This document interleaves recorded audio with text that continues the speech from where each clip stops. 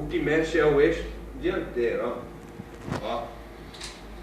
Eixo dianteiro direcional aqui, ó. É o que mexe, ó. Direcional, ó. Não tem o que vocês, ó. Eixo dianteiro direcional. O que vai mexer é a frente, ó. Você girou todo para a direita, essa parte aqui vem para a direita mesmo, ó. O pneu vem para aqui para fora, ó. Pronto, virou para a direita, agora você vai engrenar a marcha ré, ó. Ele vai fazer isso, é igual um carro pequeno, ó, não muda nada. Achei o terceiro cone, aqui, ó, pelo retrovisor aqui, ó. Uma linha imaginária, vamos traçar uma linha imaginária aqui, ó. O motorista tá vendo aqui, ó. Lá no retrovisor, ó.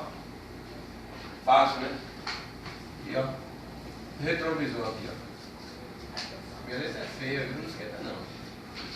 Retrovisor, ó. Retrovisor esquerdo. Seta para a direita, direção para a direita. O que mexe é a dianteira. Eu mexi, ó. Ó. Ó lá, ó. Ó a linha imaginária aqui. Pronto. O meu retrovisor esquerdo visualizou o terceiro cone. Vamos embora, ó.